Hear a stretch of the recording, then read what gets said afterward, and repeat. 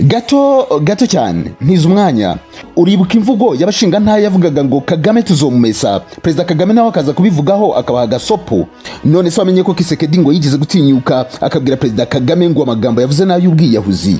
Naho se ibyuko abasirikare b'inyenyeri ngo binjiye mu biro bya Tshisekedi n'imbunda zibyimbye ku matako bakamuha gasopo ko atagomba kubavuga ngo kuko atazi ko sibakoze byo urabizi. None se ahubwo ngo ibyuko Perezida Kagame ngo yakunze abanyekongo cyane kurusha abanyirabo akabaha ikaze Perezida wabo akiryamye atanabimenye byo hari ibyo wamenye. Naho se ibya mapping report byarikoroje hakaba gusa naho banyakubahwa batabyumva kimwe mu bihugu bya ba boss byo urabizi. None se iby'ingabo z'u Rwanda 500 zirwana zitagaragara kandi ngo zica zitababari Rwanda rwohereje naho abarinda Tshisekedi bagahita bakubwa kabiri byo wabyumvise. Ngaho nyongera agasukari muri aka kababyeyi nanjye nkwakire ku meza y'ibanga ya Village Rugwiro na Palais de la Nation, ariko uze kunyitiriza ka tap and go kuko ndabona essence nayo yatumbagiye. Ngwaye ikaze.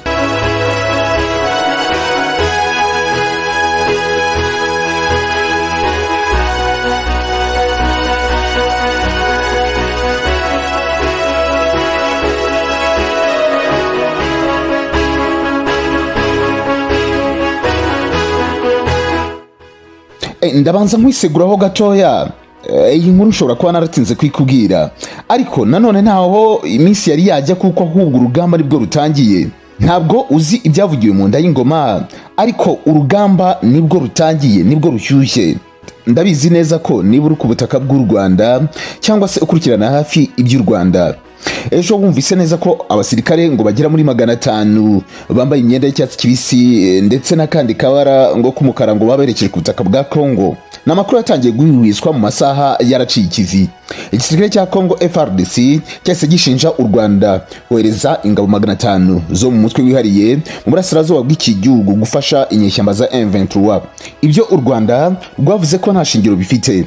Ibirego bije nyuma y'umwuka mubi wongeye kwaduka hagati ya Repubulika Iharanira Demokarasi ya Congo n'u Rwanda rushinjwa gutera inkunga inyeshyamba za M23 z'ubuye intwaro zikongera kurwana n'ingabo z'iki gihugu mu ntara ya Kivu y'Amajyaruguru. U Rwanda rwakomeje kubihakana. Umuvugizi wa guverineri wa Kivu y'Amajyaruguru General Sylvain Ekenge yavuze ko u Rwanda rwahinduye amayeri kugira ngo bitamenyekana ko ingabo zarwo ziri ku butaka bwa Congo nk'uko TV5 Monde yabitangaje. Yagize ati uhereye igihe abasirikare b'u Rwanda bafatwaga muri territoire ya Ruturu, u Rwanda rwahinduye impuzankano y'abasirikare barwo ngo ruyobye uburari kuko ruri ku butaka bwa Congo aho rutera inkunga M23. Yakomeje agira ati u Rwanda rwohereje abasirikare bagera kuri 500 bo mutwe wihariye muri Canzu, bose bambaye impuzankano irimo amabara y'umukara n'icyatsi cy'ingofero z'umutwe warwo wihariye. Umuvugizi wa guverinoma y'u Rwanda Yolande Macron yabwiye ibiro ntaramakuru by'abafaransa ko ibyo birego nta shingiro bifite habe na gatoya. Yagize ati binyuze kuri Minisitiri w'Ububanyi n'Amahanga w'u Rwanda ndetse ntumwa yarwo mu muryango w'abibumbye bavuze rweruye ko nta nyungu dufite muri aya makimbirane kandi ko tutazasubiza ibirego bidafite ishingiro. Umuvugizi w'igisirikare cy'u Rwanda Colonel Ronald Rwivanga nawe yagize ati ntacyo twavuga ku makuru y'ibihuha. Ntugire ngo ariko biriya byatangiye buriya. Yenda uwo ushobora kuba wabyumvise mu itangazamakuru cyangwa se ukumva ko leta ya Kinshasa yatangiye kubihwihwiswa buriya. Reka mbanze nkubwire byinshi utigeze umenya kugira ngo wumve imvano ndetse no kuvuga ko bari abasirikare bagera muri 500 b'u Rwanda babinje ku butaka bwa Congo, ariko nanone turebe ese koko nukuri cyangwa no kwitata kwa leta ya Kinshasa. Ibyabereye Sante Makifioto ndetse na La Calabas byo ndaza kubigarukaho nyuma. Ubusanzwe ubushuti n'ubuvandimwe bugaragazwa na byinshi birimo gufatana mu mugongo, gusurana, gufashanya, guhangayikira mugenzi wawe n'ibindi.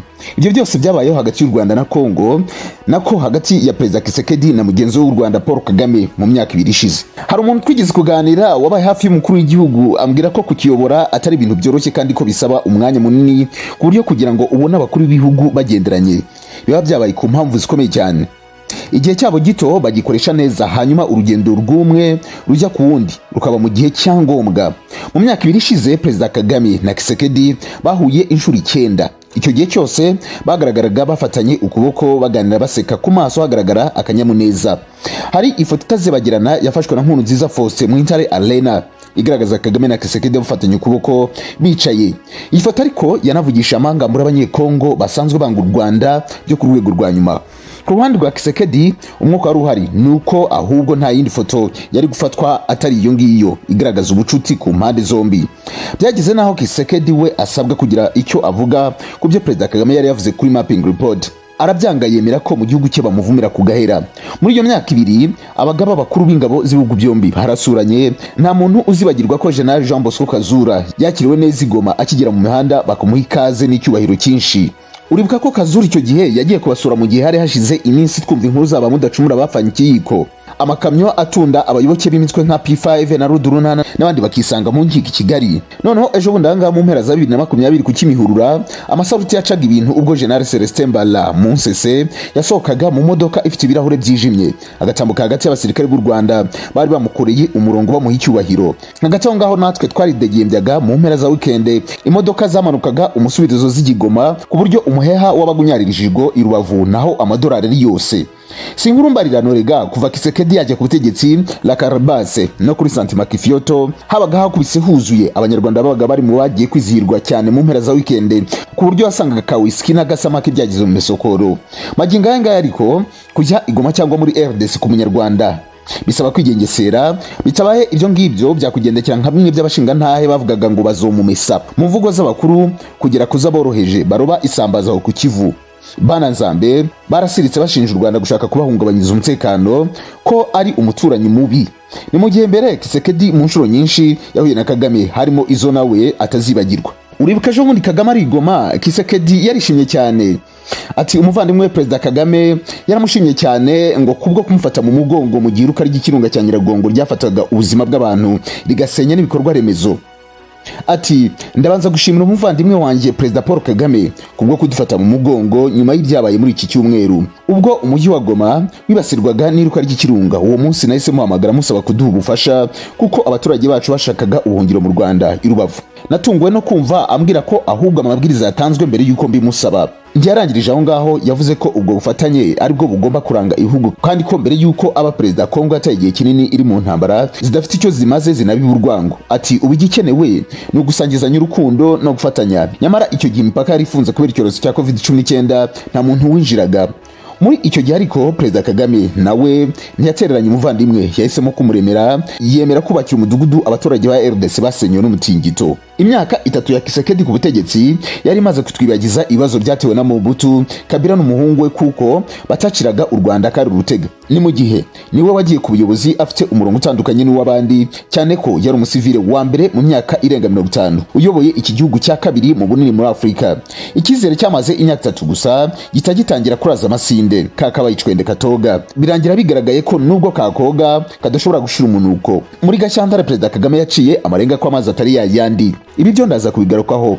Avuga ko FDLR iri kwifatanya n'indi mitwe nka DF. Tshisekedi abyumvije ati sigaho ayo magambo uvuze nayo ubwiyahuzi. Mbere yaho ariko mu gihe ibihugu byombi byari bikiryohe n'umubano mwiza wuje urukundo, abavuga ikinyarwanda bari muri RDC bo bari bamaze igihe kugisa n'icyokezo. Byazamuye ivuka ry'indi mitwe irimo nk'uwitwa Gumino twirwaneho n'indi mitwe bituma M23 yongera kuzura umutwe yongera kubyimbana FRDC. Ku rundi ruhande ariko igisirikare cya FRDC cyari kimaze iminsi gisa n'icyashyingiranye byemewe na FDLR. Umutwe wa M23 uhanganye n'igisirikare cya RDC uvuga ko guverinoma ya Tshisekedi yirengagije amasezerano yari yarasinyiwe n'impande zombi agamije gusubiza mu gisirikare abarwanyi bawo, abanyapolitike bagahabwa imyanya n'impunzi z'abanyekongo zigacyurwa. M23 yubuye imirwano guhera mu Gushyingo 2021 ikageba nyuma y'iminsi mike igahosha. Muri Werurwe yari yafashe indi ntera ariko uyu mutwe urayihagarika usaba ko habaho ibiganiro. Uyu mutwe uri kurwanira mu bice bya Rutsuru ariko byafashe indi ntera muri Gicurasi ubwo abarwanyi bateraga ikigo cya gisirikare cya Rumangabo baherukagamo mu myaka 10 yari yabanje. Umuriro wazamuwe na M23 watumye urwango abanyekongo basanzwe bafitiye u Rwanda rwiyongera, batangira kurushinja kuba inyuma y'ibyo bitero bagira naho igisirikare cyabo kinisha amasasu ku butaka bw'u Rwanda. Mu gushaka impamvu zishimangira urwo rwango, FRDC yafashe abashumba babiri ibita ko ari abasirikare b'u Rwanda yafatiye ku butaka bwayo. Ntibyagoye u Rwanda gusubiza cyangwa ngo bisabe abakuru, rwatumye guverineri w'intara y'Uburengerazuba kumenyesha uwa Kivu y'Amajyaruguru ko icyo ari kinyoma cya Semuhanuka. Yamumenyesheje ko abo bantu bafatiwe muri Kongo mu ntangiriro z'umwaka kandi ko atari abasirikare b'u Rwanda. Byageze aho bifata intera urwango rubakarundura, abanyekongo batangira gucyaza imihoro. Umupolisi mukuru wa Goma ahamagarira abaturage kwitegura kwivuna umwanzi witwa u Rwanda. FDLR nayo ku manywa y'ihangu ifatanije na FRDC yashimuse abasirikare babiri b'u Rwanda ishaka kurushora mu ntambara ku ngufu. Kwa 25 Gicurasi Minisitiri w'Ububanyi n'Amahanga wa RDC Christophe Rutundura Rwanda yatangaje ko igihugu cye gifite ibihamya ko umutwe wa M23 ufashijwe n'u Rwanda wateye ibirindiro bya MONUSCO. Nyuma y'iminsi ibiri ariko ibintu byahise bihindura isura, maze RDC ifatira u Rwanda ibihano birimo guhagarika ingendo za Rwanda. U Rwanda rwo ntirwagiye muri byinshi, rwongeye kugaragaza umuzi w'ikibazo ko M23 n'intambara iri kuba mu burasirazuba bwa Congo byose bishingiye ku makimbirane imbere mu gihugu. M23 ntiyahagaze, yakomeje kurwana itera ibigo bya gisirikare cya FARDC, igasahura intwaro, ikaba ari zikoresha mu kumerera nabi ingabo za Congo. Tshisekedi ni muntu ki wakuriye mu muryango utamamaza politiki y'urwango, wabaye mu buhungiro igihe kinini ndetse wayoboye agaragaza imyumvire imeze nk'iya se Etienne, utarakozwaga iby'inzangano ahubwo ushaka ubufatanye n'iterambere. Iminsi ya mbere ye yatangaga icyizere, gusa ibintu byatangiye guca amarenga ubwo yashyiragaho ibihe bidasanzwe mu burasirazuba bw'igihugu, avuga ko igisirikare kigiye kumufasha kugarura amahoro muri ako gace. Ni mu gihe igisirikare gisanzwe gishinjwa ibikorwa by'ubwambuzi, guhohotera abaturage no gukorana n'imitwe yitwaje intwaro mu bucuruzi n'izindi maguyi zibaho umugati. Muri Gashyantare ubwo Perezida Kagame yakiraga indahiro za Minisitiri w'ibikorwa remezo, yagarutse ku bibazo by'umutekano muke mu karere, yikije cyane ku mutwe wa FDLR ushobora kwihuza n'indi ibarizwa mu mashyamba ya Congo igatera u Rwanda. Yashimangiye ko rudashobora kwihanganira ibyo bintu. Ati impamvu duhanze amaso muri Congo ni FDLR n'indi mitwe iri muri Congo ishobora kwivanga na ADF kubera ko hari umubano. Ibyo tubihanze amaso ariko tuzabikemura uko bikwiriye kuba bikemurwa. Yongeye agira ati hari ubwo twinginga, hari aho twumvikana, hari aho dusaba, hari naho iyo byarenze umurongo tutagira uwo dusaba tugakemura ikibazo uko tugomba kuba tugikemura. Turacyari muri icyo cyiciro cyo kumvikana kuko ikibazo kitureba twese. Aya magambo asa narakaje cyane RDC ku buryo no mu mvugo za Tshisekedi yaciye amarenga ko atanyuzwe nayo, nubwo atigeze avuga u Rwanda mu izina. Mu byo yavuze nyuma yaho ntiyigeze avuga u Rwanda, ariko yumvikanye ashimangira ko hari ijambo ryavuzwe ridashingiye kubiriho. Ibyo yavuze birasa naho umusongo w'u Rwanda kuri FDLR ari ukwigiza nkana. Ni imvugo yimakajwe n'igisirikare cya RDC kivuga ko uyu mutwe udateye umuntu uwo ari we wese ikibazo. Umuvugizi w'igisirikare cya RDC General Major Leo Richard Kasonga arutse kuvuga ati dushobora gufata 10, 9 cyangwa 8 bari ahantu runaka bari gushaka ibyo kurya cyangwa imiti kugira ngo babone uko bakwiberaho, ariko mu buryo ubwo aribwo bwose nta muntu bashobora guhungabanyiriza umutekano yewe naho bakomoka. Ku rundi ruhande Perezida Tshisekedi yarabizi neza ko hari ibitagenda neza mu gisirikare cye, ku buryo yanigeze kujya anenga mu ruhame abasirikare be ko bagurisha intwaro ku mitwe itandukanye, ko harimo bamwe bifashisha imitwe imwe yitwaje intwaro mu guhangana n'ibindi. Abasesenguzi bo bahuriza ku kuba yarazi ibikorwa n'igisirikare cye, ku buryo yaranafite amakuru ko gukorana na FDLR nk'uko u Rwanda ruherutse kubigaragaza. Albert Rudatsimburwa yabwiye ati niba ashaka kuba inshuti n'u Rwanda ni gute igisirikare cye cyatinyuka gukora ibyo ngibyo. Yavuze ko bishoboka ko nyuma yo kunenga abasirikare inshuro nyinshi kandi mu ruhame bisa naho bamuhindukiranye.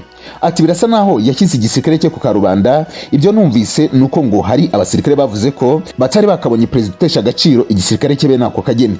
Ku rundi ruhande abasesenguzi bavuga ko hari igitutu cy'uko Tshisekedi yemereye abaturage ko manda ye ya mbere izarangira mu burasirazuba bwa Congo hagarutse amahoro. None ubu ngubu ibintu bikaba byarasubiye irudubi kurusha ahubwo uko byahoze mbere. Abasesenguzi bavuga ko impinduka mu mubano wa Tshisekedi n'u Rwanda zishingiye ku miterere ya politiki ya Congo, cyane ko mu mwaka utaha hari amatora. Rudatsimburwa ati hari igitutu cy'uko bagiye kujya mu matora umwaka utaha, kandi yamamaza yavuze ko amatora azaba uburasirazuba bwa Congo bwaragize amahoro. Icyo cy'amahoro rero agomba kugira icyo gisobanuraho, agomba kugaragaza ko atari we watumye aterwa, ko we yakoze ibishoboka byose. Ni amatora Tshisekedi ahanganyemo cyane n'abanyapolitiki usanga badakozwa umubano n'u Rwanda, ndetse bamwe bavuga ko Congo ikwiye kurutera ikarufata.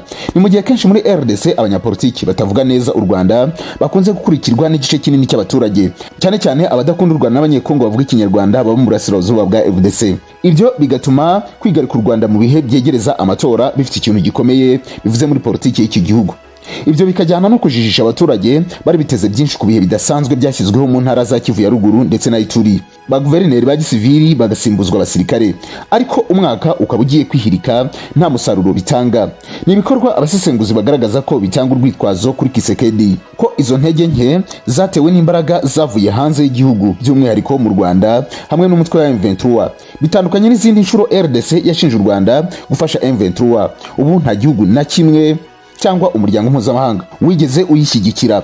Bose bagaragaje ko ibiri kubera mu burasirazuba bwa RDC bikwiye gukemurwa na Congo ubwayo itavanzemo ikindi gihugu. Loni nicyo gisubizo yatanze, ubumwe bwa Afurika, umuryango wa Afurika y'Uburasirazuba EAC, yewe n'abahuza muri ibi bibazo bya RDC n'u Rwanda.